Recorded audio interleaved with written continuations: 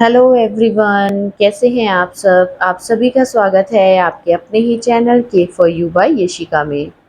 हर एक home baker का एक सपना होता है कि उसको ना एक ऐसा ऑर्डर मिले जहां पर ना वो अपनी क्रिएटिविटी खुद से दिखा सके और बड़ा सा केक ऑर्डर हो, वेन्यू पर जाकर केक सेट करने का मौका मिले। तो फाइनली मेरा भी ये ड्रीम पूरा हुआ जब मुझे इस केक को बनाने का ऑर्डर मिला। इस केक का ऑर्डर मुझे इस तरीके से आया कि ये मेरे रेगुलर क्लाइंट हैं और उन्होंने अपने बेटे का फर्स्ट बर्थडे सेलिब्रेट करना था। सो उन्होंने कहा कि काफ़ी लोगों की गैदरिंग है, उस हिसाब से ना आप 5 किलो का केक बना दीजिए। तो मेरे क्लाइंट ने बस ये कहा था कि एक फ्लेवर तो केक का ना चॉकलेट होना चाहिए और उनको दूसरा केक जो है वो जंगल थीम पर चाहिए। बाकी सारा कुछ आप खुद से मैनेज कर लीजिए कि कैसा बनाना है, क्या बनाना है। फिर भी मैंने उनसे जब कुछ और उनकी रिक्वायरमेंट पूछी तो उन्होंने कहा कि केक ना बहुत बड़ा लगना चाहिए। ऐसा लगना चाहिए कि बहुत बड़ा-सा केक है, मतलब अच्छा खासा हाइट में हो। बस कुछ ऐसा बना दीजिए कि ना 6-7 मंजिलों वाला केक लगे। तो मैं वहाँ पर समझ गई थी कि मेरे क्लाइंट मुझसे क्या डिमांड कर रहे हैं। तो अब फाइनली इस केक की तैयारी मुझे शुरू करनी थी, क्योंकि जब ऐसा केक बड़ा आपको ऑर्डर मिलता है ना, तो बहुत टाइम पहले से ही दिमाग में थॉट्स आने शुरू हो जाते हैं कि क्या करना है, कैसे करना है। बहुत रात पहले ही दिमाग में आइडियाज़ आने शुरू हो जाते हैं। तो चलिए अब इस केक के बारे में बात करते हैं। अब इस 5 किलो के केक को ना मैंने 5 टियर में बनाने का डिसाइड किया। 3 तो मेरे केक होंगे और बीच में मैं डेकोरेटिव आइटम्स को ऐड करूँगी, सो मेरे केक की जो लुक है वो 5 टियर्ड केक बन जाएगी। तो यहाँ पर जो बॉटम वाला केक था वो मैंने चॉकलेट फ्लेवर में बनाने का डिसाइड किया। अब इस केक की डिवीज़न मैंने इस तरीके से की कि जो बॉटम का केक था उसका वेट मैंने रखा 3 केजी। अब 3 केजी केक रेडी करने के लिए जो स्पॉन्ज थे वो मुझे रेडी करने थे 1500 ग्राम्स के, यानी कि मेरा स्पॉन्ज का वेट टोटल 1.5 किलो रहने वाला था। अब 9 इंच का टिन मैंने यूज़ किया है इस बॉटम वाले केक को रेडी करने के लिए। अब 9 इंच का मेरे पास एक ही टिन था, सो मैंने 2 बैचेस में ये बॉटम वाले केक के लिए स्पॉन्जेस रेडी किए। सो पहली बार मैंने 450 ग्राम प्रीमिक्स लिया और उसके साथ में मैंने एक स्पॉन्ज रेडी किया। जब वो ठंडा हो गया उसको डीमोल्ड किया और फिर दोबारा से मैंने 450 ग्राम प्रीमिक्स और लेकर उसके साथ में एक और स्पॉन्ज रेडी किया। तो ये मेरे चॉकलेट स्पॉन्ज के लिए प्रेपरेशन थी। और फिर अब इस वाले केक को मुझे सबसे नीचे बॉटम में रखना था। सो इसके लिए मैंने ड्रम बोर्ड का यूज़ किया है और मेरा ये ड्रम बोर्ड का साइज़ 14 इंच है। अब ये जो स्पॉन्ज है ना, इनको मैंने 1 दिन पहले ही बनाकर क्लिंग रैप करके और फ्रिज में स्टोर कर दिया था, ताकि नेक्स्ट डे तक ये अच्छे से सेट हो जाए और इन पर काम करना मुझे आसान हो जाए। तो यहाँ पर ना मैंने 2 पार्ट्स में इस स्पॉन्ज को रेडी किया था और दोनों स्पॉन्ज में से मैंने सिर्फ टोटल 4 लेयर्स ही कट की हैं, क्योंकि ये हमारा बॉटम वाला केक बनने वाला था और इस पर ही सारे केक का वेट आने वाला था। सो इसीलिए मैंने इस स्पॉन्ज की लेयर्स को थिक रखते हुए सिर्फ 4 लेयर्स में ही कट किया था। और फिलिंग के लिए आप देख रहे हैं कि मैंने बीच में चॉकलेट गनाश ऐड किया है और उसके साथ में ही ना मैंने white and dark choco chips भी ऐड कर दिए हैं केक को थोड़ा सा क्रंची फ्लेवर देने के लिए। और जो इसकी क्रीम बीट की थी ना, उसमें भी मैंने चॉकलेट गनाश ऐड कर दिया था, सो दैट जो है ना वो एक तरह का चॉकलेट मूस केक हमारा रेडी हो जाए। तो यहाँ पर जो इस केक की क्रम कोटिंग थी वो मैंने 1 दिन पहले की, यानी कि जिस दिन मुझे केक देना था उससे 1 दिन पहले मॉर्निंग में ही मैंने सारा ये काम स्टार्ट किया था। अब जिस टाइम पर ये केक मुझे रेडी करना था वो टाइम ना बहुत ही असमंजस का टाइम था, क्योंकि तब वो दिन थे जब इंडिया पाकिस्तान की वॉर चल रही थी और केक का ऑर्डर तो मेरे पास काफ़ी टाइम पहले ही आ गया था। बट जब ये केक मुझे रेडी करके वहाँ पहुँचाना था उस टाइम में ऐसे हालात थे कि पंजाब के कई शहरों में ना रात के टाइम में ब्लैकआउट हो रहा था और दिन के टाइम में भी ना बहुत टेंशन का माहौल था। सो मेरी सारी प्रिपरेशंस तो चल ही रही थी, फिर भी मैंने पार्टी से 2 दिन पहले अपनी क्लाइंट से बात की और उनसे पूछा कि उनकी सारी प्रिपरेशंस कैसे चल रही हैं। तो उन्होंने कहा कि पार्टी तो एज़ इट ही होनी है जैसे कि पहले प्लान्ड थी, सो आप बेफ़िक्र होके केक रेडी कीजिए। तब मेरे मन को थोड़ा-सा हौसला हो गया और मैंने फाइनली केक को बनाने की जो तैयारियाँ हैं वो शुरू कर दी पूरे ज़ोरों-शोरों से। तो ये जो मेरा केक है इसका वेट बनकर अप्रॉक्सिमेट 3 केजी हो गया था और इसकी मैंने क्रम्ब कोटिंग कर दी और इसको फ्रिज में रख दिया और इसके बाद में फिर जो मेरा मिडल टियर था उस वाले केक की तैयारी मैंने शुरू की। अब जो मेरा मिडल केक मुझे बनाना था उसको मैंने रेडी किया है स्पॉन्ज को 7 इंच के टिन में। मैंने ना यहाँ पर 7 इंच के टिन में 2 स्पॉन्ज रेडी किए हैं। मुझे इस वाले केक को 1 एंड हाफ केजी में रेडी करना था। सो मैंने 450 ग्राम प्रीमिक्स लेकर और 2 7 इंच के टिन में हाफ हाफ बैटर डालकर ये स्पॉन्ज रेडी किए। तो पहले मेरा प्लान था कि मैं इनमें से ना टोटल 4 लेयर्स कट करूँगी, बट इस वाले केक के ऊपर भी ना वेट आने वाला था, सो मैंने ऑन द टाइम ये प्लान चेंज किया और मैंने क्या किया कि इन दोनों स्पॉन्जेस में से ना टॉप में से थोड़ी-थोड़ी पतली-पतली लेयर निकाल दी और उन दोनों पतली लेयर्स को मैंने अपनी एक लेयर कंसीडर करते हुए इस केक को 3 लेयर्स के साथ में बनाना डिसाइड किया। और अब इस केक का जो फ्लेवर था वो मुझे स्ट्रॉबेरी फिलिंग के साथ में बनाना था, सो मैंने सोकिंग के लिए प्लेन वाटर में स्ट्रॉबेरी क्रश ऐड किया और जो स्ट्रॉबेरी की फिलिंग है ना उसको मैंने डायरेक्ट ही क्रीम में मिक्स कर दिया।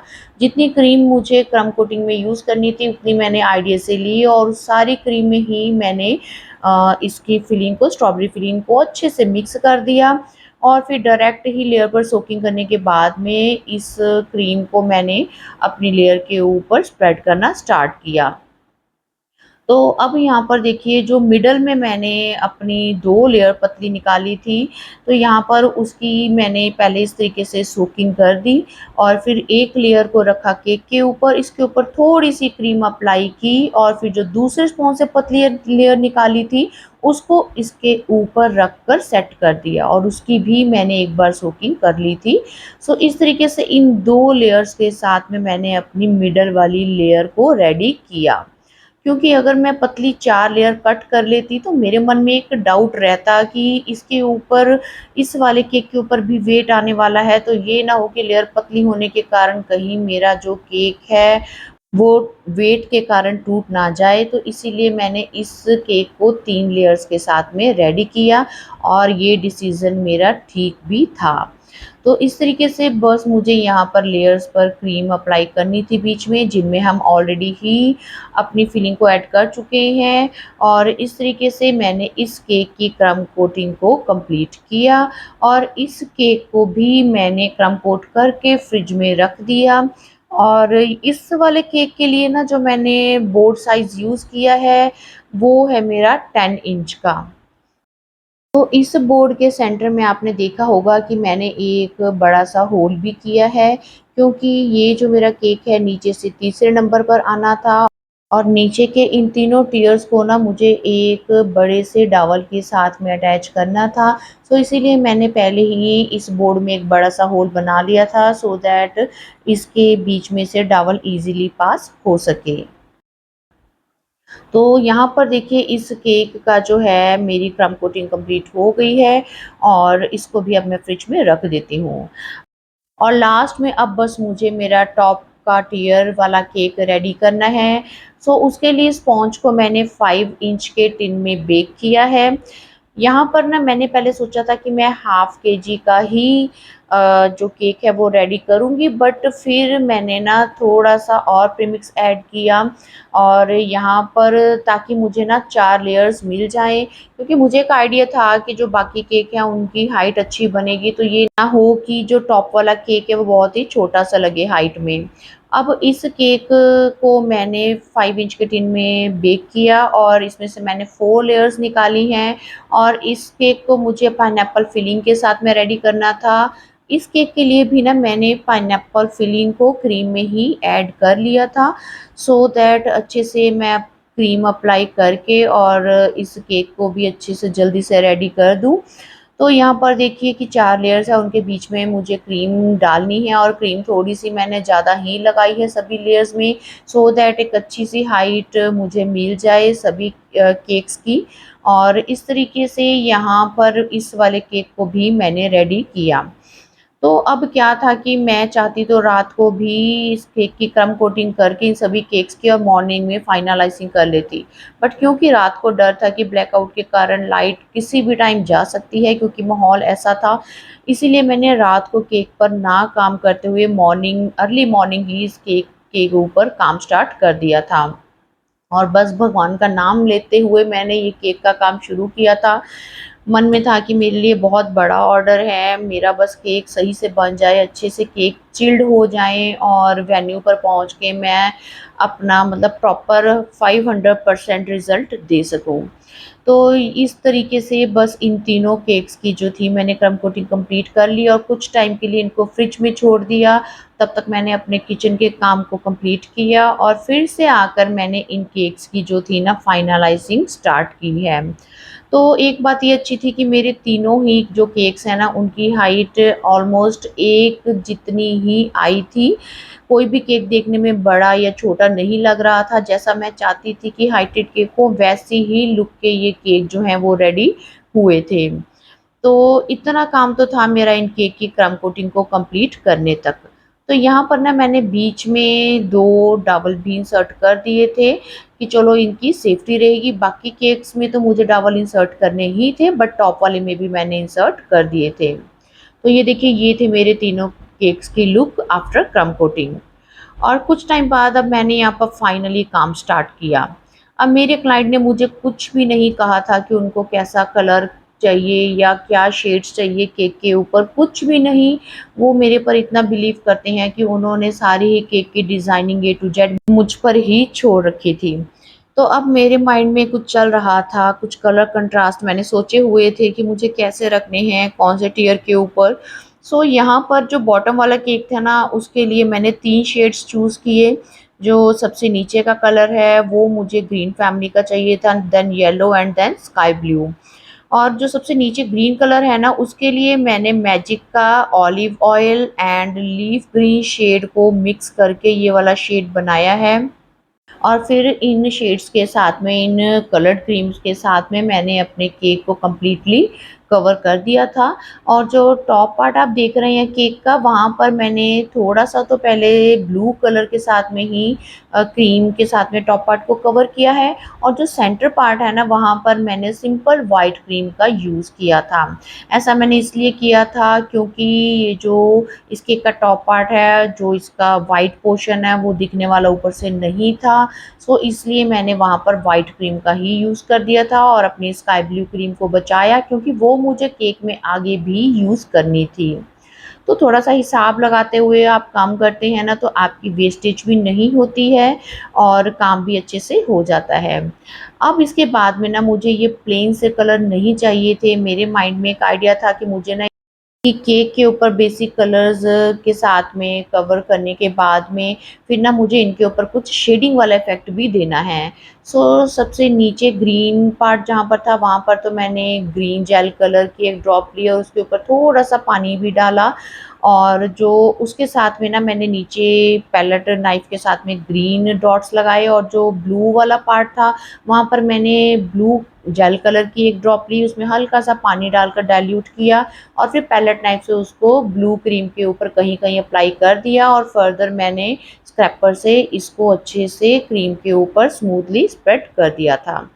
अब देखिए यहाँ पर मैंने ये हेक्सागन शेप का एक टिन रखा है जिससे कि मुझे मार्किंग मिल जाए इस केक के ऊपर और फिर वहीं पर ही मुझे डॉवल्स इंसर्ट करने थे। ऐसा मैंने इसलिए किया है क्योंकि इस वाले केक के ऊपर ना मुझे एक्रेलिक स्पेसर रखना था और उसकी शेप हेक्सागन की ही थी और उसका साइज़ 8x4 था और लकीली मेरे पास ये एक टिन था जो कि बिल्कुल उसके साइज़ के साथ में मैच करता था। सो इसी के साथ में ही ना मैंने यहाँ पर मार्किंग ली और यहाँ पर 6 डॉवल जो थे वो मैंने इंसर्ट कर दिए थे, सो दैट इसके ऊपर हमारे केक का वेट आने वाला है और ये केक जो अच्छे से वेट उठा सके, इसीलिए मैंने ज़्यादा डॉवल बीच में ऐड कर दिए। अब इसके बाद में जो मेरा मिडल वाला केक है, उसके लिए फाइनलाइज़िंग करने के लिए मैंने कलर चूज़ किए ग्रीन एंड येलो। तो यहाँ पर जो ग्रीन शेड है वो फिर से मैंने वही मैजिक का olive oil and leaf green shade को मिक्स करते हुए बनाया। और जो ये आप ब्राइट येलो कलर देख रहे हैं, इसके लिए मैंने lemon yellow and egg yellow, ये 2 शेड्स मैजिक के ही हैं। इन दोनों को ऐड करके मैंने ये ब्राइट येलो सा कलर बनाया और इस तरीके से इस कम की मैंने फाइनलाइजिंग कंप्लीट कर दी। और इसके बाद में ना मुझे इस वाले केक के बीच में भी डावल्स इंसर्ट करने थे। सो इससे पहले कि मैं डावल डालूँ, यहाँ पर भी मैंने शेडिंग का काम किया और ऊपर मैंने येलो कलर की डॉट्स लगाई और नीचे मैंने ग्रीन पार्ट के ऊपर ग्रीन कलर्स की ही डॉट लगाई और फिर स्क्रैपर की हेल्प से ना इस कलर को मैंने स्मूथली केक के ऊपर स्प्रेड कर दिया था। तो जहाँ कहीं लग रहा था कि शेडिंग नहीं आई है, वहाँ पर मैंने दोबारा से कलर का टच दिया एक ड्रॉप लेकर और फिर से उसको मैंने स्प्रेड किया जब तक कि मेरी मनपसंद की शेडिंग मुझे केक के ऊपर नहीं मिल गई। तो इस तरीके से मैंने इस केक की शेडिंग के पार्ट को कंप्लीट किया और फिर इसके बाद में मैंने यहाँ इस केक में भी डावल इंसर्ट कर दिए हैं। अब इस केक के ऊपर ना मुझे मेटल स्पेसर रखना था और उसका साइज़ भी एक साइड से 8 इंच एंड एक दूसरी तरफ जो 6 इंच था।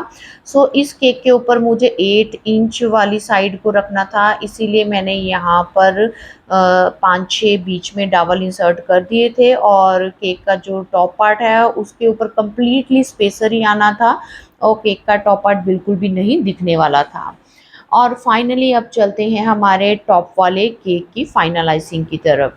अब यहाँ पर मैंने 2 शेड लिए हैं ग्रीन एंड ब्लू और इनके साथ में मैंने इस केक की फाइनलाइजिंग को कंप्लीट किया और यहाँ पर भी मैंने थोड़ा-थोड़ा शेडिंग का इफ़ेक्ट दिया है, जैसे कि मैंने बाकी दोनों केक्स में दिया था, इसके ऊपर भी मैंने शेडिंग का इफ़ेक्ट दिया है। क्योंकि आप देखिए कि जब हम शेडिंग करते हैं ना केक के ऊपर, तो वो केक जो है ना उसके कलर्स और भी ज़्यादा हाइलाइट होते हैं, दूर से ही आपको वो अट्रैक्ट करते हैं।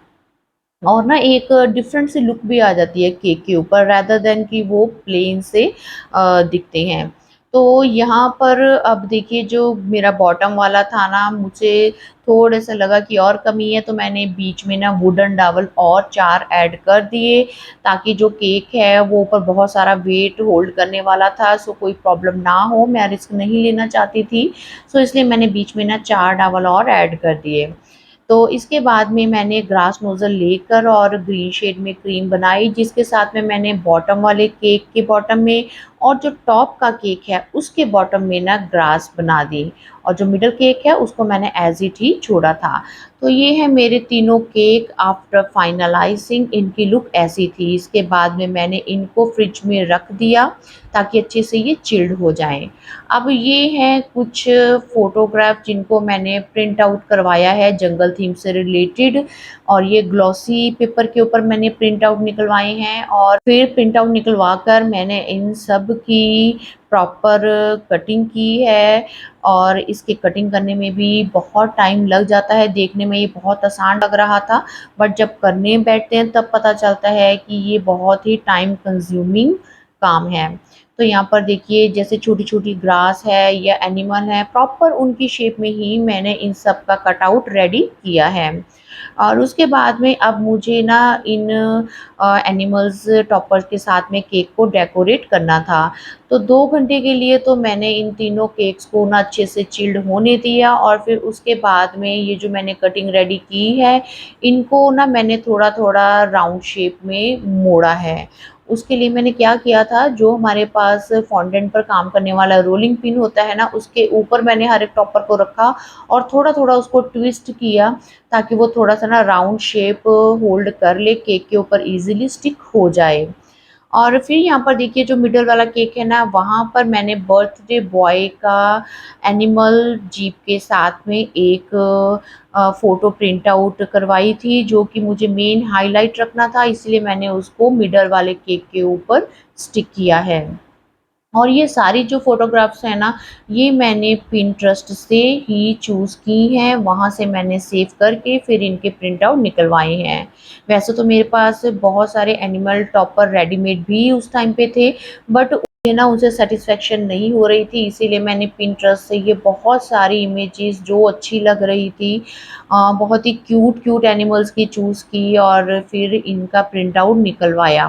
तो अब देखिए टॉप वाले केक के ऊपर हमने एक मंकी का टॉपर लगाया है जो कि उल्टा लटक रहा है ट्री से, और ये क्यूट सा रैबिट लगाया है, और एक साइड पर ना मैंने ये एक सीडी का प्रिंट आउट निकलवाया है जिस पे मैंने बर्थडे बॉय गुरबाज का नाम लिखा है, गुरबाज टर्न्स 1 टुडे। ये वर्डिंग को मैंने ऊपर लिखकर फिर इसका प्रिंट आउट निकलवाया है, क्योंकि मेन कुछ चीज़ों को मुझे केक पर हाईलाइट करना था, सो उसी के अकॉर्डिंग ही मैंने रेडी किया है।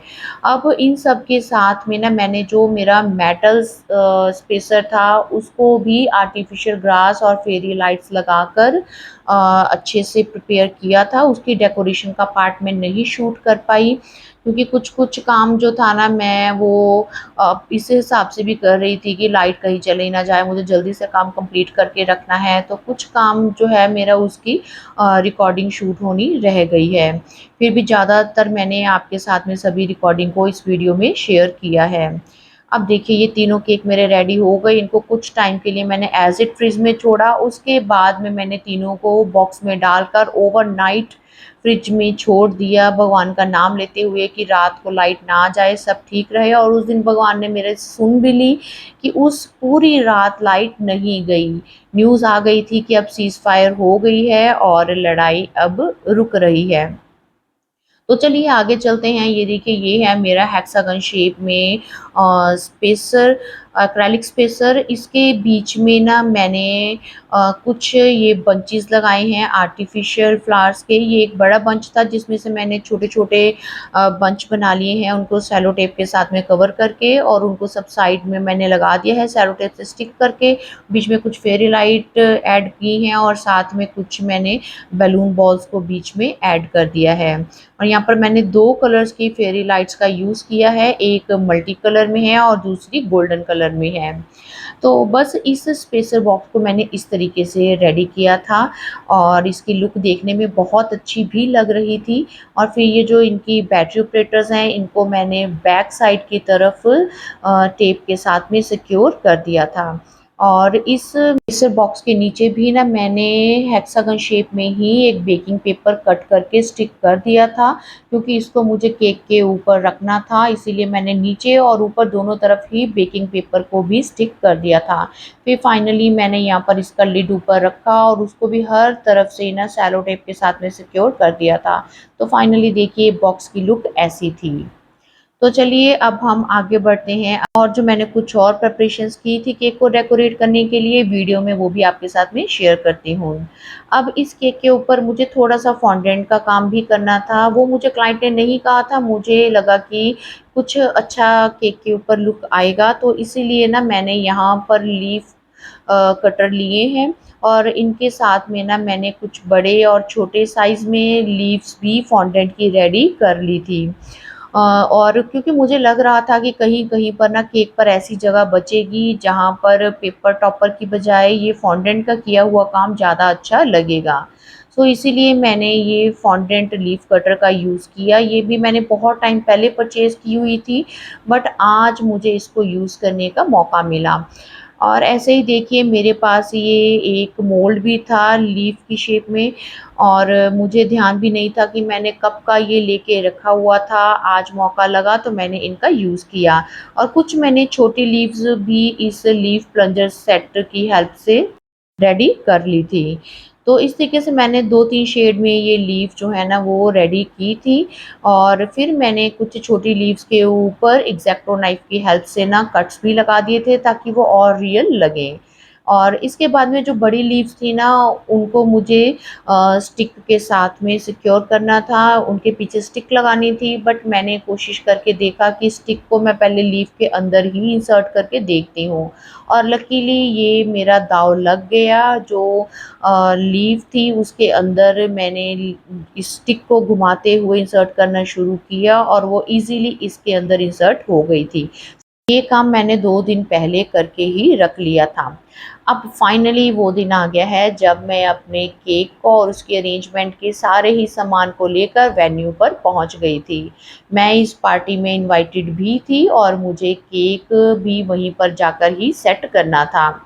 तो ये स्टेज जो है ना वो रेडी थी। यहाँ पर जो टेबल है ना केक के लिए वो पहले और कोई रखा हुआ था हाइट में, बट वो बहुत ही लाइट वेट था। मुझे लगा कि उसके ऊपर ना केक सेट करने का मैं रिस्क नहीं लूँगी, इसलिए मैंने जिनकी पार्टी थी उनके साथ में डिस्कस किया और ये टेबल चेंज करवा दिया।